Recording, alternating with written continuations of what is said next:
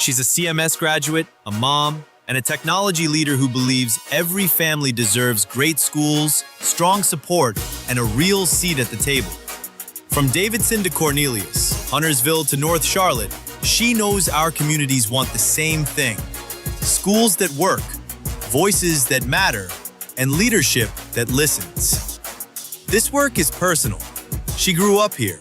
She's raising her children here. And now, she's leading here, using data, heart, and real community connection to help level up public education. So let's log in, level up, and lead forward, together. Welcome to the Community Classroom. Here's your host, CMS Board of Education District 1 Representative, Dr. Charlitta Hatch. Welcome to the Community Classroom, the place where we slow it down, break it down, and talk about what education really looks like for students, families, educators, and our community. And today we're taking the community part quite literally because schools do not exist in isolation. The neighborhoods our children live in matter, the parks they play in matter, whether they have places to go that is safe after school matters, the adults who mentor them matter, and the decisions made by local government matter too. And my guest today knows something about all of those things. We have the one, the only Commissioner Edwin Quarles, who serves on the Huntersville Town Board. He's an Air Force veteran, a longtime CMS volunteer mentor, a father, a grandfather, and someone who returned to college decades after first leaving school. So today we're talking about what happens when an entire community decides that its children belongs to us. Welcome, Commissioner Edwin Quarles. Wow, what an introduction. Bow down. Oh, wow, that is something else. Dr. Hatch, that is too cool. Yes. Wow, thank you so much. Well, thank you for being here today. And so we got a lot to get into. Before we get into it, tell the people, who is Edwin Quarles? As I always say, Edwin Quarles is a servant. You mentioned that I'm a mentor. I birthed the mentor program at Hopewell High School some years ago, the Men of Honor program. We just saw potential of young kids and wanted to go out there and reach out and touch the kids. As you mentioned, I'm a father, I'm a husband, I'm an Air Force veteran, I'm a town commissioner. I wear multiple hats, whether the commissioners were the state or the town. I love doing that. Because, again, it's just reaching out to the people. I love working with young kids. I work with kids, Dr. Hatch, where there were some young men who were at Hopewell High School that were challenged students, and they have reached out to me here lately and saying, Mr. Quarles, I'm doing such and such. And these kids are maybe 21 years old, making $60,000 a year. Oh, wow. But they didn't see that future in themselves and just want to touch them. So I'm one that try to lead by example. Even when I'm dealing with tough times, I don't let my needle be moved. And I'm the type of person that I can deal with the challenges. So do you follow Michelle Obama's when they go low, we go high? I try to, because there are some times where I would go low with them, just to let them know that, okay, I can meet you where you want to be met at. Yes, but the real goal is to stay high. I try to stay high, yes, but there are some people that, just like some type of people in church, they want to be holier than thou, but they still have, they lose faith sometimes, right? But I'm one of those type of people that I try to stay high. So I would say 98% of the time I'm high, but that 2% when I meet you low. You can go there. Yes, ma'am. So what was education like for you growing up? Oh, wow. I was maybe a C student, but I was always the one that was a teacher's pet, which got me a B in class. So I wasn't the smart student, but I was smart enough to win the teachers over. And that helped me out tremendously. I had a lot of my peers where I was one of those students where the peers want to be around me. So school was more of a challenge. It was a challenge because I let it be a challenge. I didn't put forth the efforts for the academics, but always put forth the effort for my sports. Okay. So why do you think, what kept you from putting forth the effort in the academics? Were you more celebrated for the sports? Did you feel like you needed additional support? Like what was it? I was raised without a father in my home, and I was really good in baseball. And when you say celebrated, I never played junior varsity baseball. I always started varsity pitcher. And I see my name in the newspaper a lot. So I got the big head. I had an opportunity to take one of our starting receivers position, and he was a senior. I was in the 10th grade, and I was going to be a starter, but I didn't want to go to practice. So I gave up football, but I got so deep into baseball, and that right there, I think carried me a long ways. But it was more of playing sports got me to where I wanted to be at. That's awesome. And I think that's the story of so many Yeah, kids. I lost, You feel your way out is through sports, not through academics. and I did that. I lost 3 baseball scholarships, and also lost an opportunity to be drafted by the Cincinnati Reds because having the big head, I got kicked off the baseball team 3 times my senior year. That led me to the Air Force. And when you say the big head, is it that you weren't listening to the coach, I or didn't want to listen to the coach. If my players made a mistake, I wanted to get upset at them because I thought I was really good. So I had to learn from my mistakes, and I take those issues from the past, and that allows me to be the mentor I am with the young kids today. that's good because you can actually speak from experience. Absolutely. So, did you have an adult outside of your immediate family who saw something in you? Oh yes, his name is Mr. Arthur Blackwell. He was my Cub Scout leader. I am 60 years old. Well, I'll be 60 in November. Mr. Blackwell is still my mentor. I reach out to him every now and then. He'll send me a card, but Mr. Blackwell is one that he did not play. He was my Cub Scout leader. He was a firefighter, and I'm going to send him this link after this. I never could beat that man running. We always raced, and when I got close, he stopped racing me. So, are you issuing a challenge right here on the show for a race right now? Is that what you're saying? With my 2 bad knees, the answer still would be no. So, how did you get to the Air Force? I got in an argument with my mother one day, and I said, "I'm leaving. I'm going to just leave home." She said, "Go." I said, "I'm going to go join the Army." And I went to the Army recruiter, and the recruiter didn't have a good job for me. I felt that he was being not truthful to me. So I went to the Marine recruiter, and I had a baseball cap on. And the guy yelled at me. And I said, "Okay, this is not for me either." So I went to the Air Force recruiter, and he gave me his car to drive around. And I took his car, drive to school for like a week. He suckered me in that way. And I did very well on my ASVAB test, very high scores, and decided to go into the Air Force. That's awesome. And it's amazing how, like, those moments, like, it's something that we're always trying to teach the students. It's like you've got to feel like it's home for you, whether Yes, it's a job, whether it's a college campus, whether it's enlisting somewhere. yes, You've got to feel like, this place is for me. yes. And everybody's going to look for something different. Yes, and I will share with these young kids, college is not for everyone. So a lot of these kids say, "Well, I'm not going to do well in high school or because I'm not going to go to college." Well, my path was similar to theirs, but I found something else that led me to where I'm at today. So I wanted to go to college. I don't think we could have afforded to go to college. I thought my baseball scholarships were going to get me there, but I ended up going to the Air Force. So I went to school while I was in the military. And again, once I started going to school, the sky was the limit. That's one of the things that I really love that CMS does is one of our goals is that every student is either enrolled, employed, or enlisted. And it's really to change the narrative that your only way to celebrate success is if you go to college. And Right. really all of the different options. If you have a plan when you graduate, that is a plan that's Absolutely. successful. So Yes. I love that even when you were kind of navigating through, you saw success and a path in that way. But if you can believe it, the bell is ringing and we're getting ready to switch classes. And All so be right. sure to join us on the other side of this break with Commissioner Edwin And Quarles. I won't be late.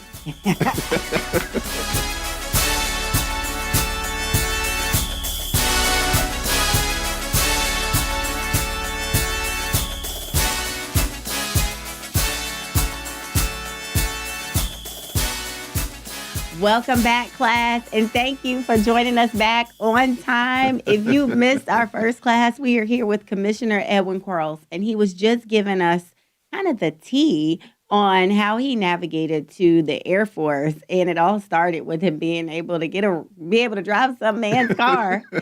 But you did. You went into the Air Force, but one of the things that I think is really admirable, one of the many things, is that you have decided to go back to college. So, kind of, what was that journey like for you? Oh, wow.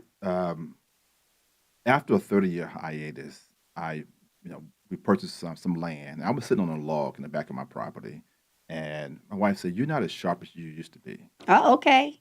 I didn't slur my words as much. I was very polished because I was in corporate management, and then I started my own business started several businesses, so I'm a retired entrepreneur. But to hear that I'm not as sharp as I used to be, that somewhat hurt my feelings. Most of my peers, they were still working. And I had to retire mainly because of my disabilities. I didn't want to sell my last business. So I decided, hey, let me just try it. Don't want to use any of my college credits from the past. So I decided to go to Central Piedmont Community College to challenge myself to see if I can still do it from scratch. I went to Central Piedmont Community College. I was on the president's list. That's awesome. I fell off the list on the president's list and ended up graduating on the dean's list. And then I enrolled in North Carolina Central University, and as at North Carolina Central University, dean's list student. So That's if you go to Central Piedmont Community College, if you go to the president's office, you'll see my picture going upstairs right beside the president's door. And if you go on CPCC's website right now to sign up for classes, I'm on their website. That's awesome. So what would you say to people who are like, I'm too old? Age is only a number. I took an agent of the age class, which was phenomenal. And I realized, okay, you're aging every day of your life. So I don't believe in being too old to, because you learn every day. I sit around, I learn from young people. So don't let that be a distraction. If you want to do it, challenge yourself and just go for it. So what is it like sitting in the classroom with our young people? Oh, wow. They come in and say, are you the professor? I have not had but one. Oh, no, I'm sorry. I've only had one professor that was older than me. But I do not allow myself to act like the old guy in the class. I blend in with the young people. So do you say clock it?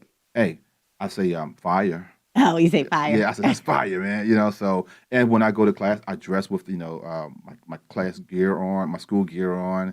I'm very well because being an old guy. All the professors ask me for experience. Edwin, what do you think about this, or what do you think about that? And again, remember I told you in high school I got the brownie points and teacher's pet. I'm still doing that. Yeah. Yeah. And I think it's serving you well as an elected official too. I'm a people person. I Yeah. love people. Again, you can't make everyone like you, but again, just being a people person will take you a long ways. So what has that taught you, your experience right now in college with our young people? What is that? What would you say to me as your school board member about our students today? I would say tell the kids, do not allow AI to do your assignments for you. Use it for correction, but do not cheat and use AI.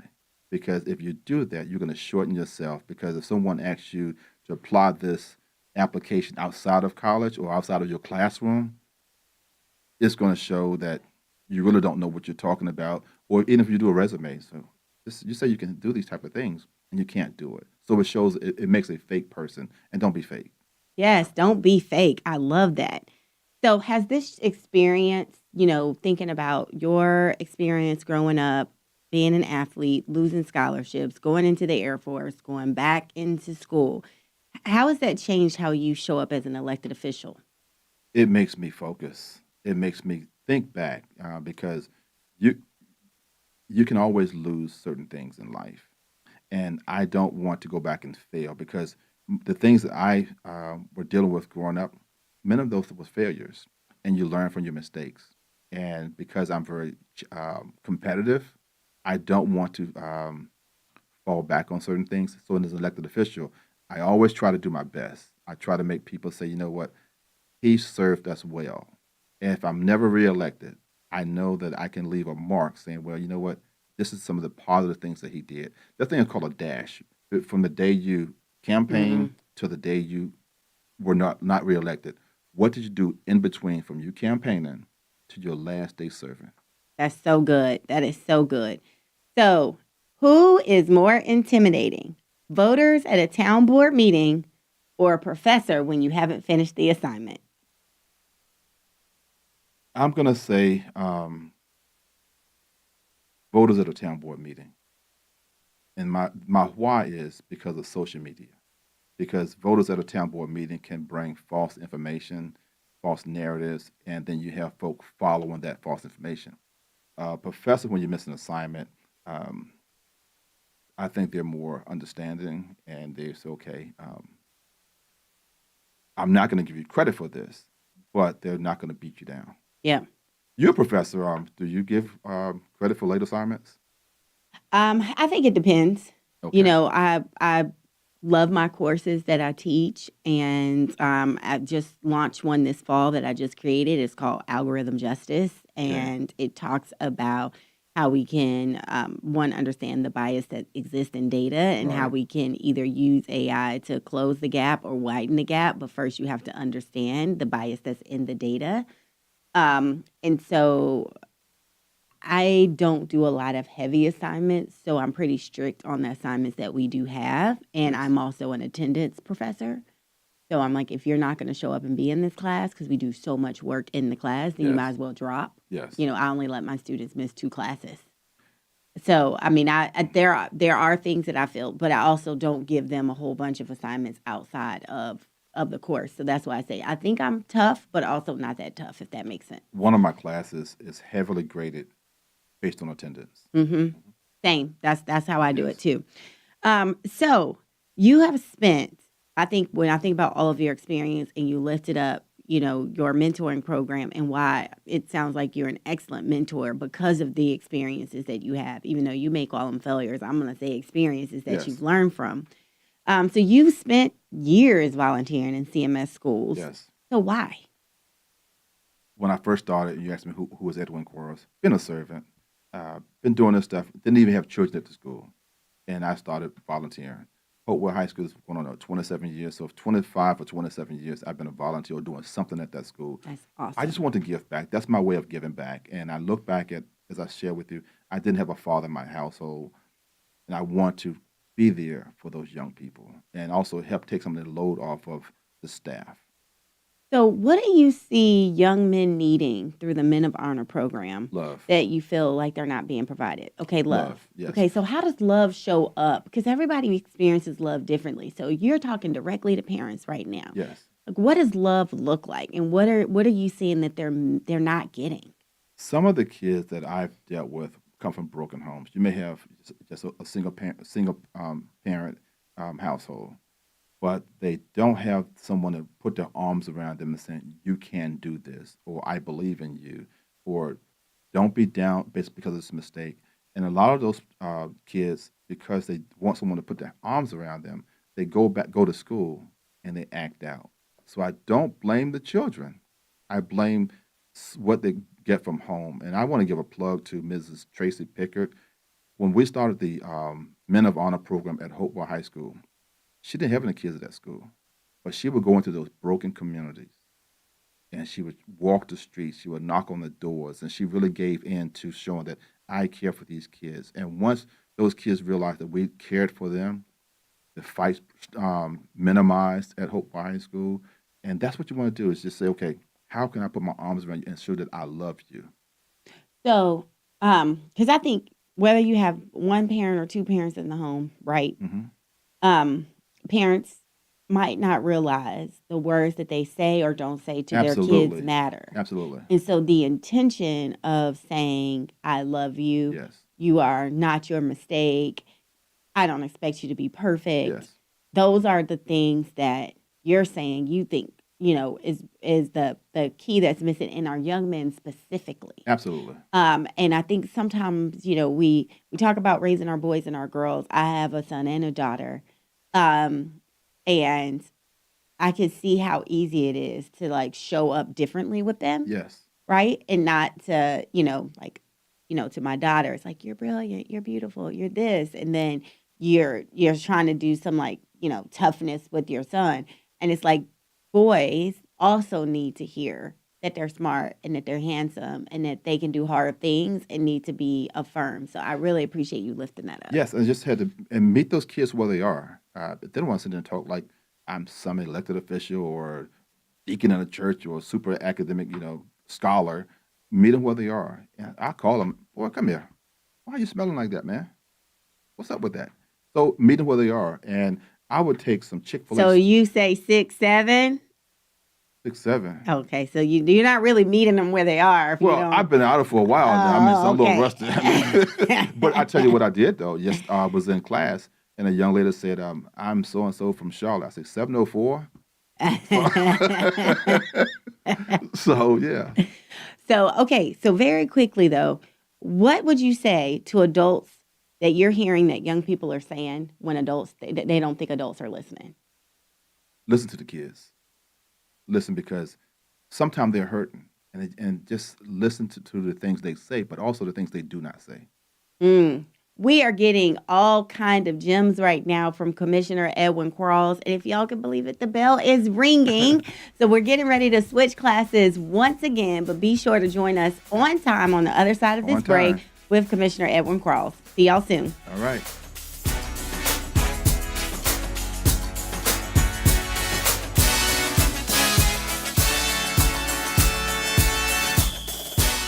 Welcome back, class. And if you do not know, we are here with the Commissioner Edwin Quarles, and we have just learned so much already about what has shaped and made him the man who he is, his experiences, and how he's translated those to pour into our young people, particularly at Hopewell, but across different parts of CMS for over Yes. 25 years.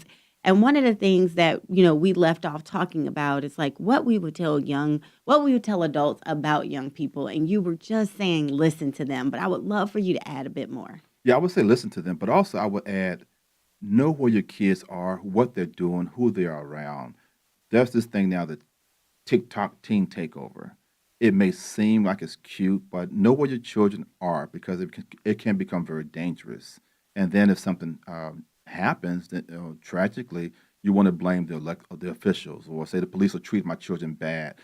When when we look at the kids doing these teen takeovers, they're affecting small businesses. When small businesses are affected, there's sales tax dollars that's not going to those places. So you as a parent, you're going to pay more in taxes later.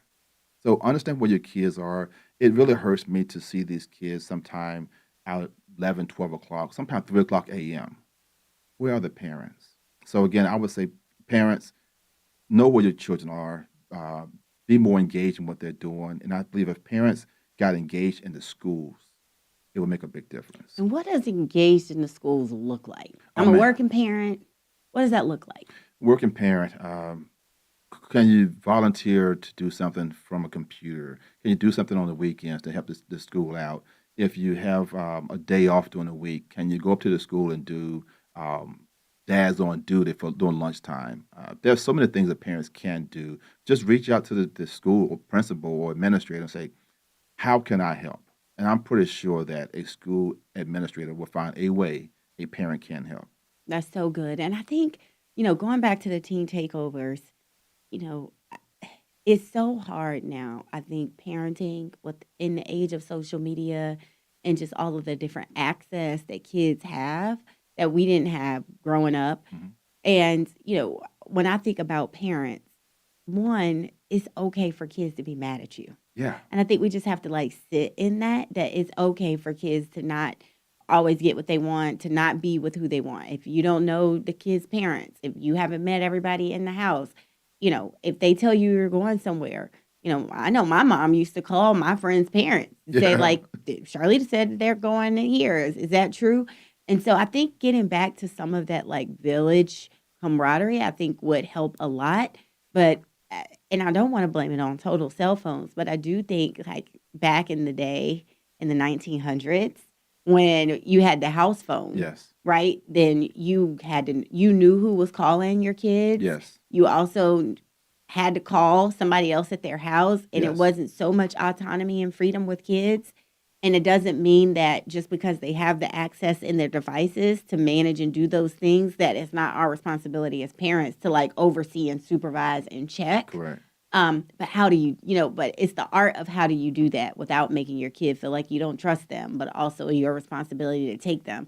I just think it's very difficult. And one of the things that I loved about my upbringing is that I always felt like I wasn't the outsider. Like my mom, I thought was extra and protected and all that, but Yes. so are my other friends' moms. Yes. So we all had the same curfew. If I was going to my friend's house, her mom was calling my mom or my mom was calling her mom. So even though we were rolling our eyes and crazy about it, it wasn't just one parent or one family. It was all of us. And Yes. one of the things I'm trying to figure out is how do we get that back? Well, you get it back by first the parent realizing they are the parent and not the friend. That I think that's a big problem where you have parents want to hang out and do too many things with the kids other than um, vacations and other family stuff, but we want to be friends. And majority of these kids don't pay for their cell phone. The parents do. So if I'm paying for your cell phone, then I need your location on at all times. I have a 21-year-old and a 23-year-old in my home. They don't pay for their cell phone. But the minute their location is turned off, their service get turned off. So be the parent. Yeah, I Yeah. remember my brother wasn't answering the phone for my mom when he was in college. And my dad just disconnected it. Hey, He's you like, got to be the you, parent. you can't call him, then you don't have a phone. Tough love, tough parenting. But Uh, again, you're showing that I really care and I want you to learn to be responsible. Don't follow the crowd. yes. And if you know that they think about the crabs in the bucket, it's okay to be the crabs in the bucket, but be that crab that pull the other ones out of the bucket versus them pulling you back down.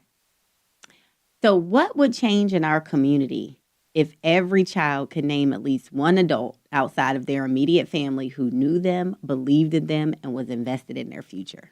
We'll have more valuable assets in our community. So good. And that gets us to think about, especially, as we sit and have this conversation together, when something is happening with children, the first thing I feel like people are like, what's the school district going to do about it? Yes. Um, and we know that some of the conditions for children to thrive don't just begin or end with the school district, Correct. right? Hmm. So it really helps in that line of where school ends and where community begins, which is a lot of what we've been talking about. So let's just start really basic. Like, what is the town commissioner? What do you actually do?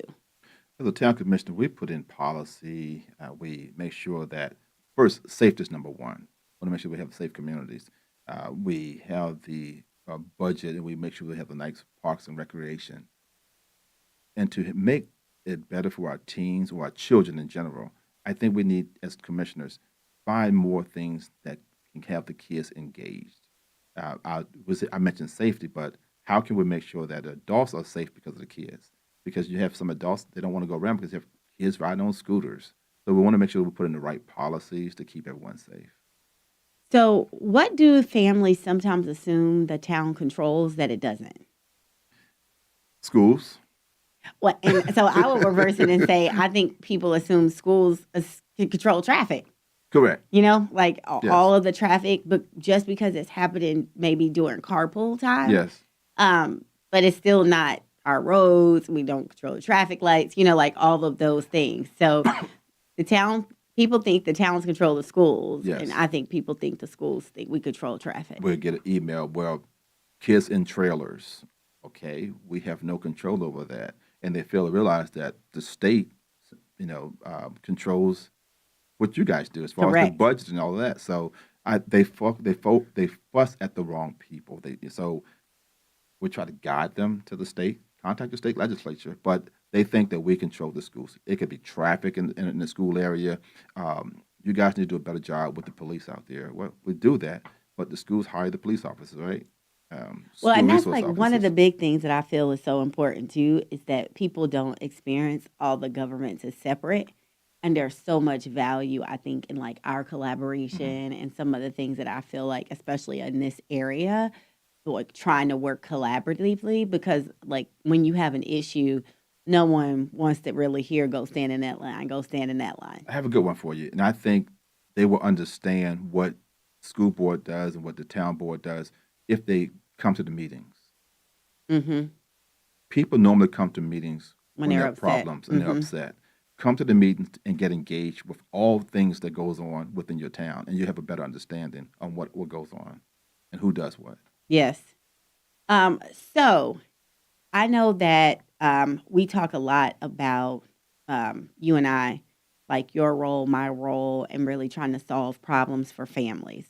Like, what is one of the things that you like? If you had like a big thing that you keep hearing from constituents, I've heard you talk about like the safety and the police officers that you would tell me as the school board member that you're hearing from folks.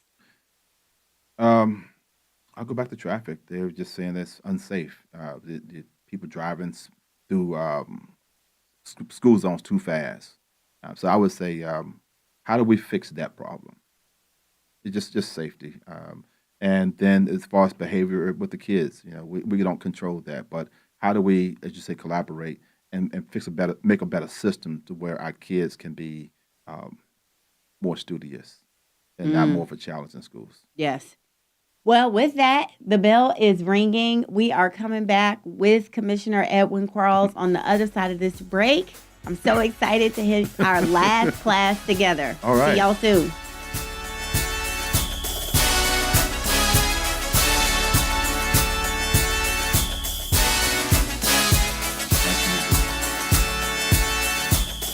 Welcome back, class. We have been here spending time with the Commissioner Edwin Quarles. He is a Huntersville Town Commissioner. And we got to go back because I think we were just getting into it when we were talking about the government and how, families don't experience it in all of the silos and all of the different lines. They really experience it as a system. And like you were saying, when families have a problem, they're showing up somewhere and Yes. they just want help wherever they are. So where do you think there's an opportunity for CMS, Huntersville, Mecklenburg County to work together differently? I think we should have some workshops together to collaborate. And Huntersville, Cornelius, Davidson, and Morrisville, we have a four towns dinner.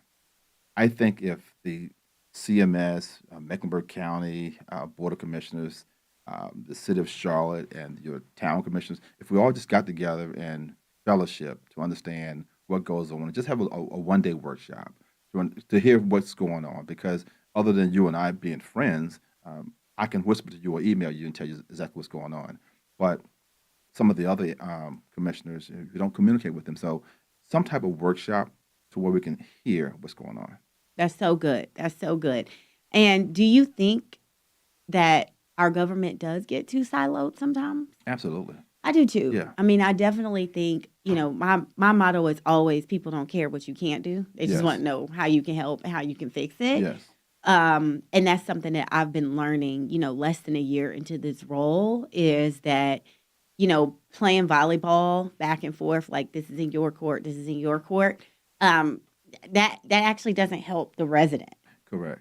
And so it makes me feel good that I just threw it over the line to you and it's not now in my court. Yes. We didn't actually help solve the problem. So I have probably been a little more annoying of just saying if it comes to me, then I'm going to try to pull all the right people together. Absolutely. And I'm doing that this afternoon around traffic, pulling together our city and our CMS staff to say, let's get in a meeting and let's talk about it. And we can figure out who owns it Yes. after we come up with the solution. Yes. When I first became a commissioner, I knew how to manage, but I did not know how to govern.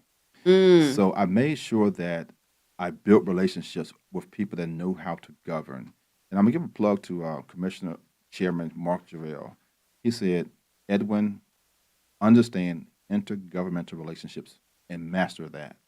And that's similar to what we're talking about. How do we all work together? And it's all about intergovernmental relationships. And I think that is a missing point or untapped market within our Mecklenburg County. I love that so much. So how do you think you can make the government easier for family to navigate? Sharing information, find out, because not everyone's on social media. We have money, so you may have someone that still read. Send something out in the mail to certain demographics. Again, sharing information. Knowledge is key. People don't know what they don't know, and that's why sometimes folks say, "Well, the government's not doing anything for me," or "CMS not doing anything for me," or "They're always raising my taxes." Understand the no, but again, if it should be our job to reach out and help people to, what do you say, level up. Level up. And I think to that, one of the ways that you are going to be sharing information is you have a new show starting. So do you want to talk a little bit about that? Oh, wow, yes. My new show starts on August 31st. The name of the show was Plugged into Lake Norman with Edwin Quarles. I'm super excited. I was sharing with Bill when I came in here that I was in a meeting before I came here, and someone said, "Hey, Edwin, I want to be on your show." I am so blessed to where many people that want to be on the show, I didn't reach out to them. They reached out to me. This show will cover Mooresville, Cornelius, Huntersville, Lake Norman area to include some parts of Charlotte. And I'll bring in nonprofit organizations, individuals who are doing well in the community, small businesses, and I understand small business very well. So I want to make sure that I can spotlight everything Lake Norman. And as I share with those, I'm doing this as Edwin Quarles, not Commissioner Quarles. This is my own show. The town of Huntersville has no ties to my show. So again, this is my thing. And the territory has really expanded with this show. It's I have some really cool guests coming on the show, and as I shared earlier, Can you drop some of them? Give us a little tea. I'm going to say young Miss North Carolina Ooh. would be one of my guests. I would say Spencer Merriweather will be on my show. Mark Jarrell. I'm working with Governor Cooper's campaign right now. We're trying to work that out. So it's not going to be a political show, but let's talk about everything Lake Norman. I'm going to try to have you on my show. Well, I'll be there. Like being on your show helped me get this show. So that is awesome. So yes, thank you for that. You're welcome, and I'm proud of you too. Thank you. You're doing a Proud great of job. you too. So if Huntersville decided tomorrow that we wanted to become the best place in North Carolina to raise a child, what would we have to do differently? Wow, that's a good one because Huntersville is the number 4 best place in the state to live. I think we need to do more for our children. We have the Discover Place kids here in Huntersville. I know that they're trying to expand their facility. They haven't did any renovations in 15 years. Oh, wow. So what we could do is it starts with the children. Find more things that would be family focused, but start with the kids to grow up. And once the kids come here, it would be a place where they don't want to leave. I agree with you. And I would just add to, I think that all of the communities, the small communities within Huntersville, really leaning into their schools, even if they don't have children there. Yes. Right. And so what does it look like? I remember growing up, we used to go to high school football games. We weren't in school there, but it was our school, Yes. right? Like we all knew like that was our team. It was the Yes. home team. Yes. I just really want us to get back to like wrapping our arms around it and not just having it a pocket few, but everybody feeling like the school belongs to them. Even if you're at a charter school, even if you're at a private school, that your local public school is your school. Dr. Hatch, That's what I want. I'm so glad you said that. And go back to the Men of Honor program and what can parents do. Many of the parents, you say they may work during the day, but go to a high school football game where your kids go to school at on a Friday night or Thursday night or whatever it may be. And I guarantee you that will minimize the fights that they have at these football games. My mom is here, my aunt is there. I'm not going to embarrass them. Again, engagement. It's all about engagement. Yes. So you have now experienced education as a student in 2 very different generations. Yes. What is better today? I would say that we're more opportunities for our African American young kids. It's great when I can see that the enrollment at North Carolina Central University is high, or the enrollment at North Carolina A&T or Johnson Smith is high. So again, the opportunities that these kids are getting, I think, is better today. Because when I came up, it was only HBCUs. So having these opportunities now to go to some of your major colleges is phenomenal because now you have a larger reach of young kids of color, whether it's Black or Hispanic. I think it's better today. Awesome. What worries you? What worries me is seeing kids who did not do well in high school not working at age 21 years old, because that makes me think that they're going to be a stat going into the prison system. And it really bothers me to see that. What worries me is kids that think they don't have any hope, and they didn't have that mentor in their life growing up, and now they're an adult. So when you make a mistake now, and the police come get you, you're part of the system. And then once you get part of the system, it's hard to get out. I have a young man right now. He's 21 years old, and I'm using that example on purpose because he's gone for a while because he didn't have that mentorship and he didn't think he had any hope. So, what are adults getting wrong about young people? That they don't know anything. Tell me more. we deal with this generation where, was it Gen X? They think they don't take constructive criticism, and they don't want to listen. Well, again, I told you, sometimes listen to what they're saying, but listen to what they're not saying. So I think adults are getting wrong that kids don't know what they're talking about. They just use a different language than we did growing up. So you were saying 6, 7? And then you said 704. Yeah. Okay. All right, people. One thing every parent should know about Huntersville. It's a place to thrive. Thrive here, thrive live in Huntersville. So again, Huntersville is the place to thrive in. If you want to thrive, whether it's educational, whether it's safety, whether it's parks and recreation, whether it's a town commissioners that care for the town, we make sure the people are first. So if you want to be in a place where you can have a great quality of life, then Huntersville is the place to be. Awesome. What is one thing every young person should know about local government? Get engaged. I think every young person should know that how the government operates.